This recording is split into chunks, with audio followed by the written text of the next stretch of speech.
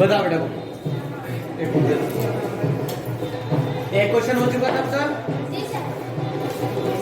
बेटा। आप करेंगे क्वेश्चन नंबर सेकेंड,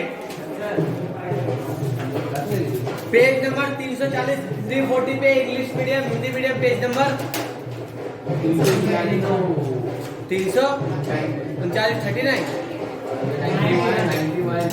91 पे 391 पे। चलो बेटा ध्यान दो। The authorise capital of X limited, बेटा क्वेश्चन पे ध्यान दो जल्दी कर। एक्स लिमिटेड की अथोराइज कैपिटल 2 लाख रुपए ये बटी हुई है 20,000 इक्विटी शेयर्स में 10 रुपए वाले। बड़ा कंपनी है एक्स लिमिटेड, ठीक है। ये कंपनी ने अपना रजिस्ट्रेशन करवाया था तो इन्होंने इनकी अथोराइज कैपिटल कितनी बताई है? 2 लाख रुपए बताई है। अबे 2 लाख रुपए कैसे लाएगी कंपनी? इस 2 लाख रुपए को उसने 20,000 शेयर में डिवाइड करा। हर एक शेयर की कीमत कितनी है? 10 रुपए। मतलब 20,000 शेयर, 20,000 लोग 10-10 रुपए देंगे तो 2 लाख रुपए आ जाएंगे यहाँ पर। लेकिन कितने शेयर पब्लिक में इशू करे, हमारा क्वेश्चन वहां से चालू होता है, ठीक है। आउट ऑफ दिस, इसमें से 12,000 शेयर्स को, अंशों को जनता में निर्गमित किया, पब्लिक में इशू करा है, ठीक है। तो जितने शेयर पब्लिक में इशू करे, जनता में निर्गमित करे, वही से क्वेश्चन होगा। तो हमारा क्वेश्चन कहां से चालू होगा? 12,000 से। मतलब 12,000 शेयर पे 10-10 रुपए मिले हमें, तो 1,20,000 हमारा नीचे आंसर है। अब 10 रुपए लिए कैसे? एप्लीकेशन पे 2 रुपए, अलॉटमेंट पे 4 रुपए, 2 रुपए फर्स्ट कॉल और 2 रुपए सेकेंड एंड फाइनल कॉल पे लिए, है ना। सभी पैसा टाइम पे मिल चुका है, हमें जर्नल एंट्रीज करता है।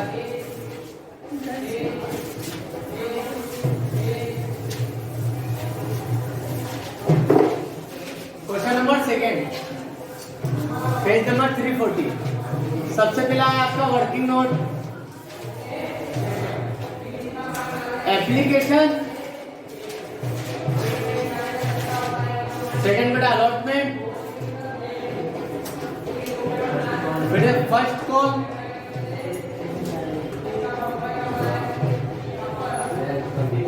Second and final call.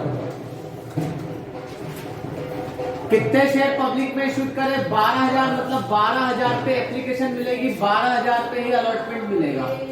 12,000 पे फर्स्ट कॉल और 12,000 पे second and final call. Application पे मांगा 2 रुपए, अलॉटमेंट पे 4, 2 रुपए फर्स्ट कॉल पे, 2 रुपए सेकेंड एंड फाइनल कॉल पे। बेटा इस सबका टोटल 10 रुपए होना चाहिए, ठीक है। 2 4 6 2 8 2 10, तो 24,000 एप्लीकेशन पे, 48,000 48,000 रुपए अलॉटमेंट पे, 24 फर्स्ट कॉल पे और 24,000 रुपए सेकेंड एंड फाइनल कॉल पे। इनका टोटल करेंगे तो कितना आ गया? 1,20,000 रुपए। कंपनी को पैसा कहां से मिलेगा? बैंक से मिलेगा। तो यहाँ पे हम लिखेंगे receipt from bank, from bank, ठीक है। पहले वर्किंग नोट उतारो, क्वेश्चन करते हैं।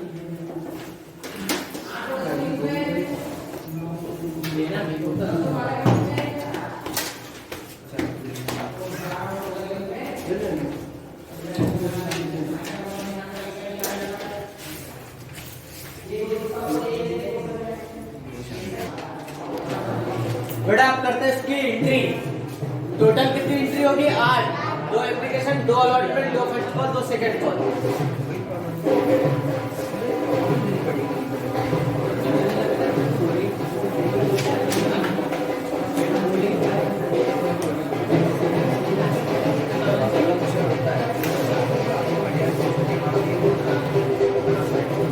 फॉर्मेट बना सकते हो जनरल एंट्री का,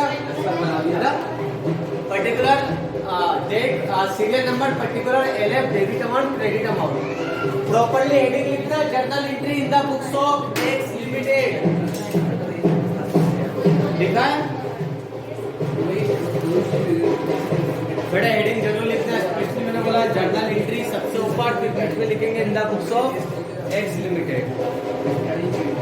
इसमें यहाँ जर्नल की स्पेलिंग गलत लिख रहे हो बेटा, journal entries the books of X Limited.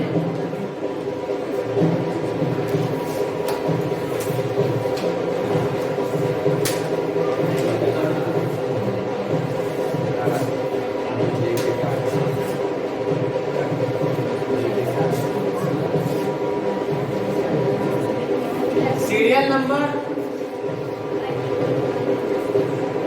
particulars, LF, debit amount और credit amount.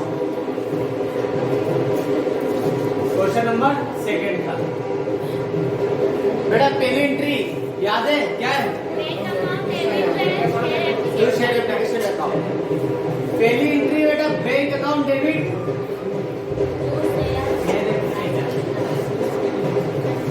Share application account.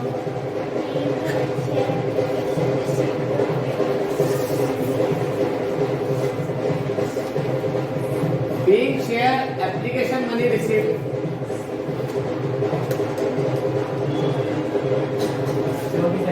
Money received. 24,000 रुपए रिसीव हुई.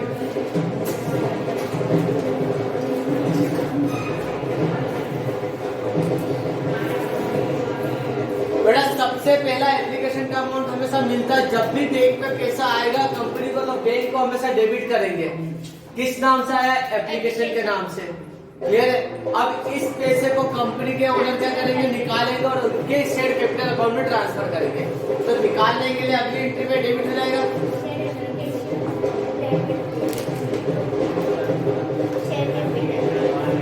Share application account debit to share capital account. कितना है? 24,000.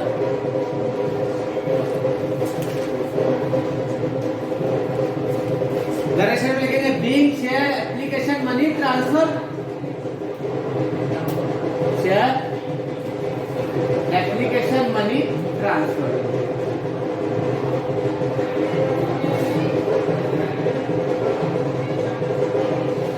ठीक है. जिसको एंट्री याद नहीं है केवल 2 एंट्री याद करना है. अब इसी एंट्री को उठा के नीचे लिख दो, तीसरे नंबर की एंट्री हो जाएगी. अगली कॉल्स के अलॉटमेंट की जहाँ पे एप्लीकेशन लिखा वहां पे हम लिख देंगे अलॉटमेंट. तो इसी एंट्री को ठीक हमने नीचे उतारा. Share allotment account debit to share capital. Clear? कितनी है? 48,000 का अलॉटमेंट. बेटा जब कंपनी अलॉटमेंट मांगती है उस समय शेयर होल्डर को अधिकार दे देती है, राइट्स दे देती है. यहाँ पर क्या हुआ? मांगा है अभी, मतलब यहाँ पे अलॉटमेंट की मनी ड्यू होगी. बस नरेशन चेंज होगी यहाँ पर. Being share allotment money due.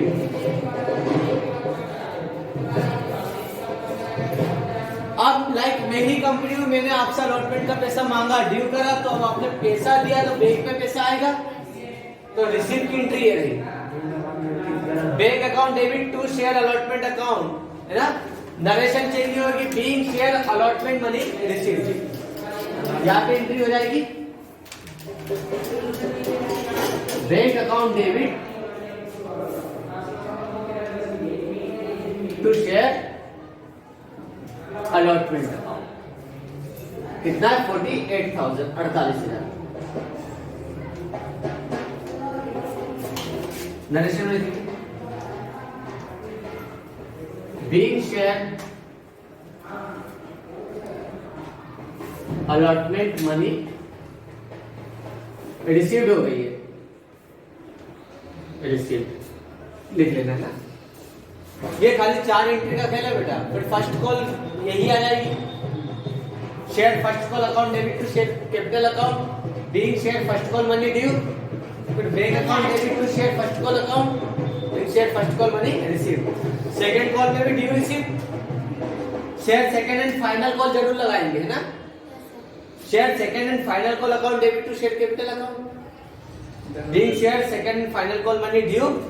Then bank account debit to share second and final call. Being shared second and final call money received. Final call लगाना इसलिए ज्यादा जरूरी है ताकि आपको पता रहे कि भाई हमारी फाइनल कॉल है, इसके बाद पेमेंट नहीं करना है। अगर कंपनी फाइनल कॉल नहीं लगाए तो हो सकता है आगे और भी मांग ले पैसा आपसे, तो फाइनल कॉल जरूरी है।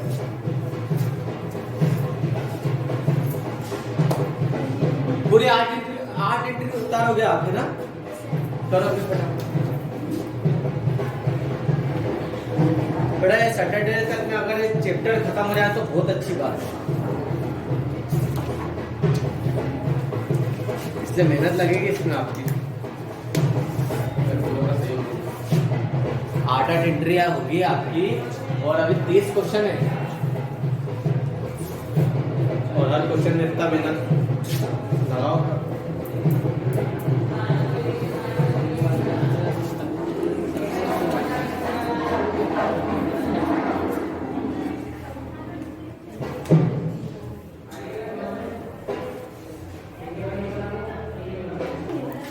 बेटा बाकी एंट्री भी करो, फर्स्ट कॉल और सेकंड कॉल की।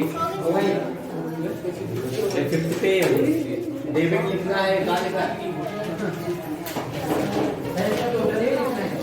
क्या टोटल मत लगाओ।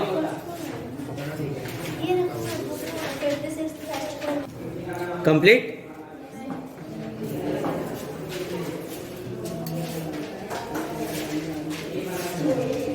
कौन सी एंट्री पे अभी आप उमर क्या लास्ट पे? नहीं, आपने 2500 से स्टार्ट है। 2500 से भैया इधर से हो गया आपका सबका? ये वाला अभी नहीं हुआ, ये वाला छठा चल रहा है इसका। जल्दी करो।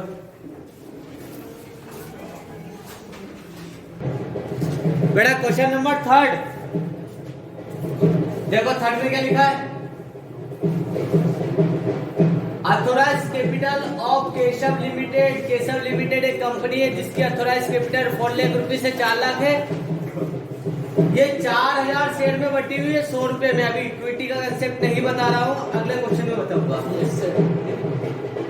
तो 4000 इक्विटी शेयर में बटी 100 रुपए, मतलब 4000 लोगों से 100 रुपए लिया जाएगा तो 4 लाख रुपए हो जाएंगे।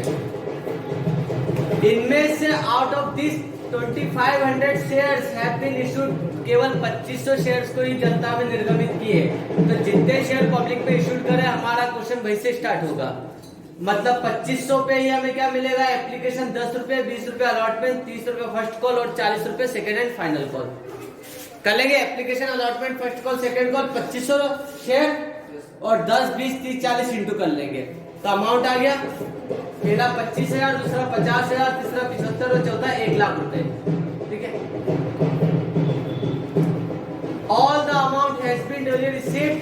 Pass the journal entries when cash transaction are recorded in cash book. इसको मत देखना अभी कैश ट्रांजेक्शन का, आप सिंपल ही एंट्री करो। ठीक है, हाँ जैसे ही करा वैसे 8 एंट्री करो। क्लियर है?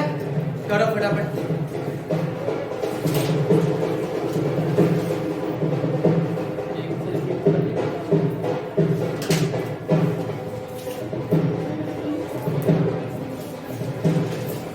क्वेश्चन नंबर 3 जल्दी करो बेटा, 5 से 6 मिनट के अंदर हो जाना चाहिए ये। 8 एंट्री है ना इसमें भी, 5 मिनट कोशिश कर।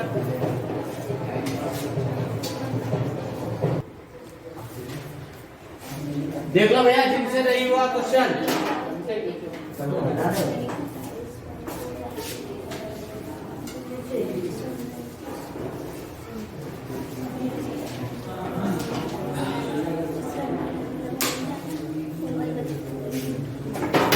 ये लो क्वेश्चन नंबर 3, नाम आ गया Keshav limited.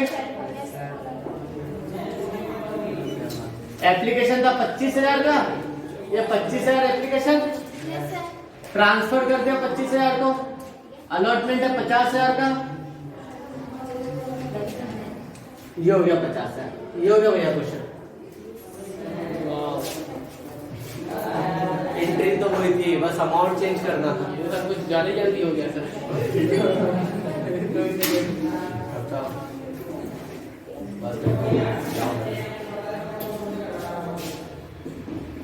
Okay, first call second call की भी वापस होगा बेटा, 2 एंट्री आनी चाहिए। इसी एंट्री को उठा के तो तुमने ठीक नीचे लिखा। हमें ये एंट्री बोला तो share allotment account debit to share capital being share allotment money due, transfer की जगह ड्यू करना वहां पर।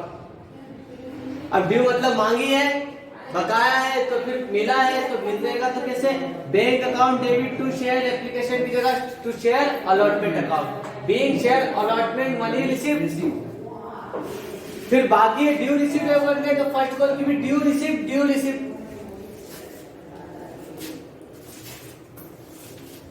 कर दूं ना? Yes sir.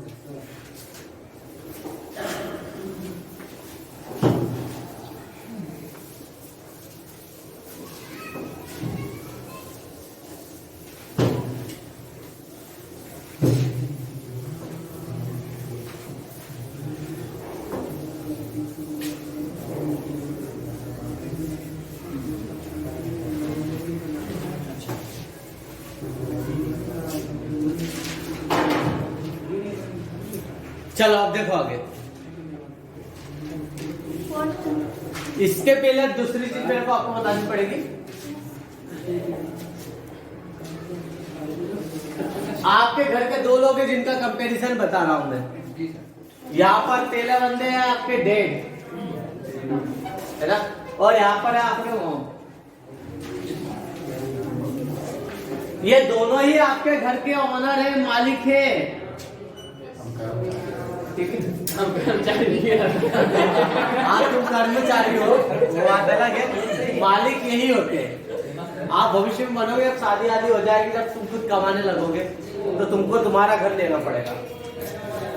हम तो उसी में रहेंगे ना सर। चल जान दो। डैड और मॉम इन दोनों में कंपैरिजन एक करता हूँ, तो दोनों ही घर के ओनर है, लेकिन ये तो बनाए हुए ओनर है। पापा तो असली मालिक तो घर की मॉम ही रहती है, पापा तो वो चलेगी बिल्कुल भी नहीं। तो ये कौन से ओनर है? घर के पापा आर्टिफिशियल ओनर है, और जबकि हमारे घर की मॉम हमारी वास्तविक मालिक है, रियल ओनर है ना। अब पैसा सबसे पहले किसके पास आता है? डैड के पास, है ना। तो जो सबसे पहले प्रॉफिट आता है, मतलब इन्हें सबसे पहले सैलरी मिलती है। और इन्हें कब मिलेगी? जब पिताजी ने अपने क्या सब खर्चे वर्चे हटा दिए, उधारी दे दी, किराने के वाले को सब पैसे दे दुआ के, आखिरी में जो कुछ पैसा आता है वो मॉम के पास हो सकता है, कुछ लोगों के पास आता भी नहीं, सब EMI भरने के बाद बहुत कम बच जाता है। तो इन्हें सबसे लास्ट में पैसा मिलता है। तो बाबा कितने सबको पैसा देने का, स्कूल की फीस है, सब कुछ देने के बाद आखिरी में जो कुछ बचता है वो इनके लिए रहता है ना। तो इन्हें प्रॉफिट कब मिलता है? डिविडेंड। इन्हें पहले मिल जाता है, उन्हें बाद। अब घर के मामलों में इंटरफेयर कौन कर सकता है?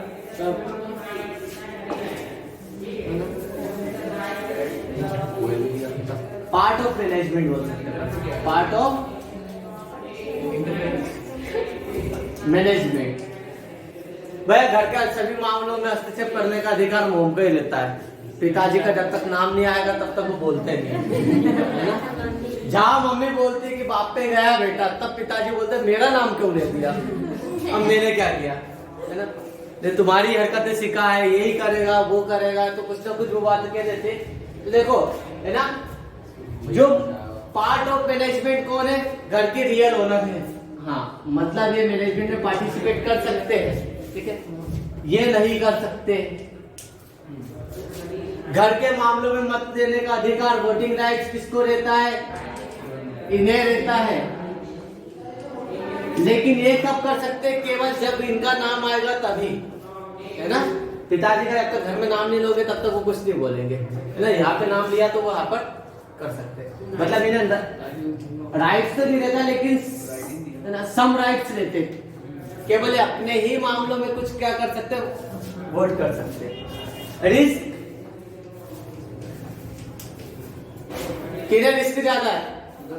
मॉम को, कि भैया आखिर में क्या पैसा आएगा घर में, क्या सेविंग होगी, है ना। इन्हें कम है कि यार ये तो सबसे पहले अपना बाहर का लफड़ा निपटा के ही सब पैसा देंगे, ठीक है। तो इनके ऊपर रिस्क क्या है? कम है, लो रिस्क है। लेकिन इनके ऊपर रिस्क हाई है। अरे पापा की सैलरी फिक्स है, इतना पैसा तो मिलेगा ही मिलेगा, उनको पता है। मतलब इनके ऊपर क्या है, रेट फिक्स है, लेकिन घर के खर्चे हर महीने कम ज्यादा होते रहते हैं, है ना। मतलब जब इनके हाथ में पैसा आता है वो अनफिक्स है, कभी पैसा ज्यादा बच जाता है, कभी कम बचता, कभी नहीं बच पाता। तो इनके ऊपर जो है रेट अनफिक्स है। समझे कितने अंतर बता दे अपन ने मम्मी डैडी में, 1 2 3 4 5 6। आपने फिक्स लिख दिया, अनफिक्स कर दो, यूएन कर दो, अनफिक्स है। ठीक बेटा, हिंदी मीडियम को भी आ जाएगा समझ में। अब यहाँ पे मॉम और डैड का बहुत अच्छा एग्जांपल अपन ने देख लिया है। यहाँ पे मॉम डैड ना लेके यहाँ पर कंपनी की बात करते हैं ना, ठीक है। यहाँ पर भी कंपनी के दो ओनर, शेयर होल्डर, कंपनी के कौन होते हैं, मालिक होते हैं। लेकिन मालिकों को भी दो कैटेगरी में बांट दिया। पहली कैटेगरी का नाम दे दिया प्रेफरेंस शेयर्स।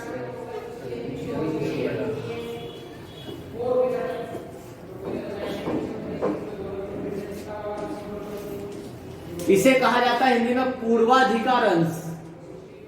नाम से ये बेटा पूर्वाधिकार, है ना, बाद में नहीं, पहले पूर्व बोल रहा तो बाद में बोल रहा हूं, मतलब प्रेफरेंस कर रहे उसका। और दूसरा ऑनर का नाम है equity share holder. Equity share इसे बोलते बेटा समता अंश, इक्विटी शेयर्स। जैसे पिताजी की बात करें वैसे ये एक ऐसे ओनर होते हैं जो कंपनी के बनाए हुए मालिक होते हैं। इन्हें हर चीज में प्रायोरिटी रहती है। इन्हें पहले पैसा मिलता है, इन्हें पहले लाभांश मिलता है, पहले प्रॉफिट मिलता है, डिविडेंड मिलता है ना। जब प्रॉफिट का हम बहुत सारे हिस्से कर देते हैं तो पार्ट ऑफ प्रॉफिट्स को क्या कहते हैं, शेयर ऑफ प्रॉफिट को डिविडेंड कहा जाता है, लाभांश। हिंदी में लाभ का अंश लाभांश, यहाँ पर हम डिविडेंड का यूज करते हैं। प्रायोरिटी मिलती, ठीक है। इन्हें कंपनी के मामलों में प्रबंध कार्यों में भाग लेने का अधिकार नहीं रहता, पार्ट ऑफ मैनेजमेंट नहीं कर सकते। ये कंपनी के मामले में वोट भी नहीं कर सकते, केवल इनके ही मामले जब हित प्रभावित होंगे तो वोट कर सकते हैं। इनके ऊपर रिस्क कम होता है, क्यों होता है, क्योंकि इन्हें फिक्स रेट से क्या होता है, डिविडेंड मिलता है, प्रॉफिट मिलता है। इसलिए जितने भी प्रेफरेंस शेयर नाम देखोगे आप, जैसे लाइक 4th नंबर के क्वेश्चन में, तो उनके नाम के आगे परसेंटेज लगा है। जैसे उस पे लिखा ना 8% प्रेफरेंस शेयर पूर्वाधिकार अंश, मतलब फर्म को जो भी कंपनी को जो भी प्रॉफिट होगा उसका 8% इनका रिजर्व है, आरक्षण है एक तरीके से इनको भी, ओबीसी एसटी जैसा। तो यहाँ पर भी तो ये बेटा कितने डिफरेंस हो गए, इक्विटी समतांशधारी, यह कंपनी के वास्तविक मालिक होते हैं, रियल ओनर होते हैं। इनको जो प्रॉफिट मिलता है हमेशा लास्ट में मिलता है, इन्हें सब कुछ लास्ट में मिलेगा। कंपनी बंद भी होगी तो सबको पैसा देने के बाद भी इन्हें सबसे लास्ट में पैसा मिलेगा, ठीक है। हाँ, ये कंपनी का मैनेजमेंट में पार्टिसिपेट कर सकते हैं। इन्हें कंपनी के सभी मामलों में वोट देने का अधिकार होता है। इनके ऊपर रिस्क बहुत हाई रहती है क्योंकि इन्हें लास्ट में प्रॉफिट मिल रहा है और इनके ऊपर प्रॉफिट अनफिक्स है। अगर आप इक्विटी शेयर किसी कंपनी का परचेस करते हो तो आपको पता नहीं लास्ट में कितना पैसा मिलेगा। तो ये बता सकते हो आप बेटा, हिंदी मीडियम में पूर्वाधिकार अंश ऐसे सारे होते हैं जो कंपनी के बनाए हुए मालिक रहते हैं। इन्हें है ना पहले समतांशधारी से पहले लाभांश मिलता है, ठीक है। या कंपनी के प्रबंध कार्य में भाग लेने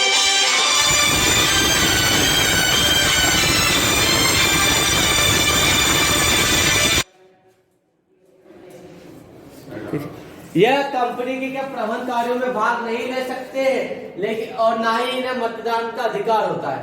केवल ये अपने ही हितों में मत कर सकते हैं, वोटिंग कर सकते हैं। इनके ऊपर रिस्क समतांशधारियों की तुलना में कम होता है क्योंकि इन्हें एक स्थायी निश्चित दर से क्या होता है, लाभांश का भुगतान होता है।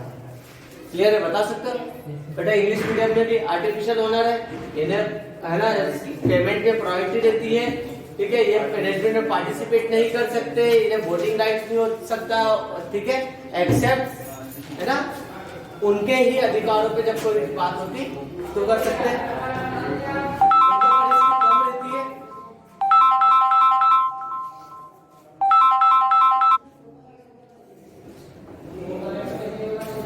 कम रिस्क रहती है क्योंकि ना एक फिक्स रेट से क्या होता है, डिविडेंड मिलता है। याद रखिए 5 नंबर में आता है बेटा पूर्वाधिकार अंश और समता अंशों में अंतर बताइए। हाँ, difference between preference shares and equity shares. एक मिनट बुक में से निकाल लो, कहाँ पे लिखा है बता देता हूँ।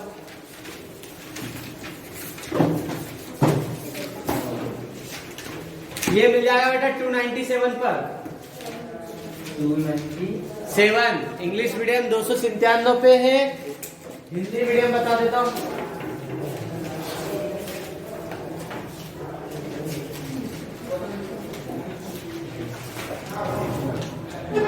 बेटा हिंदी मीडियम में पेज नंबर 343 343 पे।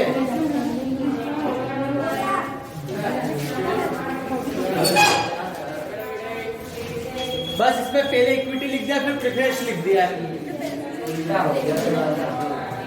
अब मैंने पहले प्रेफरेंस इसलिए लिखा क्योंकि इसका नाम ही प्रेफरेंस है, इससे पहले लिख दिया इनका।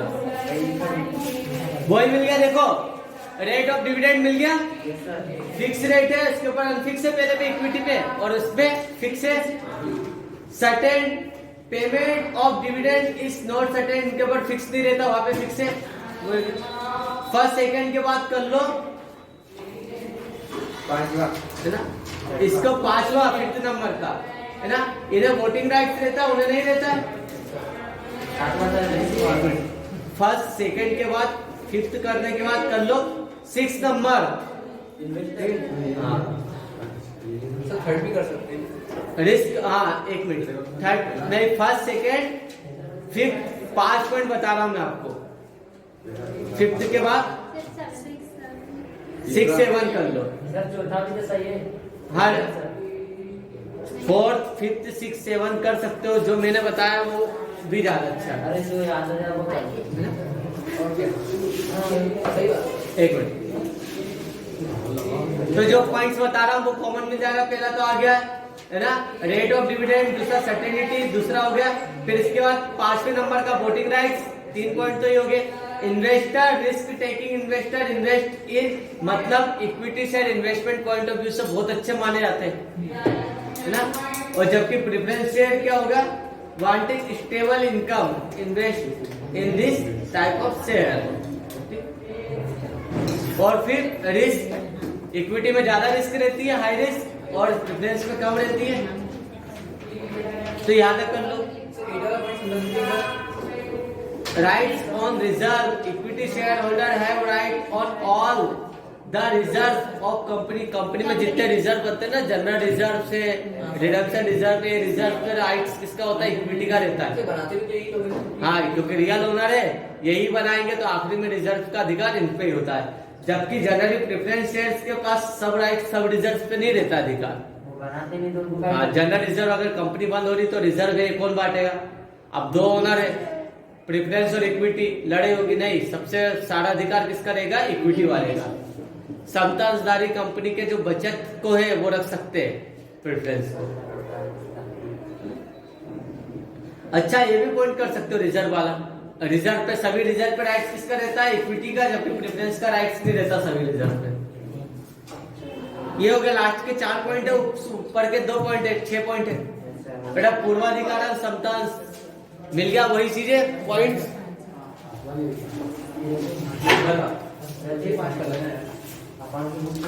देख लो। इसके अंदर लाभ की दर, समतांश पे लाभ की दर निश्चित नहीं थी, पूर्वाधिकार उसमें एक निश्चित दर से लाभांश देते हैं। लाभांश की निश्चितता, इन्हें प्रतिवर्ष लाभांश देना अनिवार्य नहीं होता है, इक्विटी को देना अनिवार्य होता है। 2 हो जाने के बाद 5 करो मतदान का अधिकार, समतांशधारी को कंपनी के सभी प्रकार के मामलों में मत देने का अधिकार होता है, जबकि पूर्वाधिकार अंशों में केवल अपने ही मामले में मत देने का अधिकार होता है। वोटिंग विनियोक्ता इन्वेस्टर ना, इन अंशों में वे लोग धन लगाते हैं जिनका दृष्टिकोण व्यापारिक होता है, बिजनेस पॉइंट ऑफ व्यू से ज्यादा अच्छे, जबकि ये क्या है, इन्वेस्टमेंट पॉइंट ऑफ व्यू से ज्यादा अच्छे। जोखिम, इनके ऊपर जोखिम ज्यादा रहता है क्योंकि वास्तविक मालिक है, इन्हें कम रहता है। कोषों पर अधिकार, समतांशधारियों का कंपनी के सभी कोषों पर अधिकार होता है, इनका नहीं होता। लास्ट में 4 है, स्टार्टिंग में 2 है। ये अक्सर याद करिए ना। हाँ, में क्या चलो ठीक है बेटा, प्रेफरेंस वाले क्वेश्चन करना। Yes. ये क्वेश्चन बताओ सर, इसके बाद जो तो इसमें दे रखा टाइप्स ऑफ, मतलब जो फोर्थ क्वेश्चन है आपका यस सर, वो बेटा इसी से रिलेटेड है। 20,000 पे 8%, 12,000 पे 8%। चलो ये कल ही करवाना पड़ेगा, टाइम लग जाएगा इसमें। इसमें भी 8 एंट्री है बेटा, 8 एंट्री है और उसमें 2 ओनर है, प्रेफरेंस और इक्विटी। मतलब एंट्रिया तो वही होगी है ना, bank account debit to share application, लेकिन इस बार एप्लीकेशन 2 मिलेगी, 8% प्रेफरेंस शेयर्स और इक्विटी शेयर्स। तो सब में उन दोनों को ट्रांसफर करना पड़ेगा, सब में 2-2 करना पड़ेगा। इसका वर्किंग नोट थोड़ा बड़ा होगा है ना, कल करवा देता हूँ। बाकी वापस से कह रहा हूँ, ये 3 क्वेश्चन फर्स्ट सेकंड थर्ड वापस कर लो घर पे। एंट्री अगर याद नहीं है तो पूरा चैप्टर ये भी छूट जाएगा, 7 भी छूट जाएगा, 8 भी छूट जाएगा, 9 भी छूट जाएगा। मतलब कंपनी पूरी छूट गई। हाँ, कंपनी एक तरीके से पूरा ही छूट जाएगा अगर ये नहीं हो पाया तो। ये बेटा डरा नहीं रहा, जो सच है वही है। पूरी छूट जाएगी। जरूरी इसलिए ये एंट्री है, बस खाली 3 क्वेश्चन की एंट्री एकदम परफेक्ट हो जाए आपकी।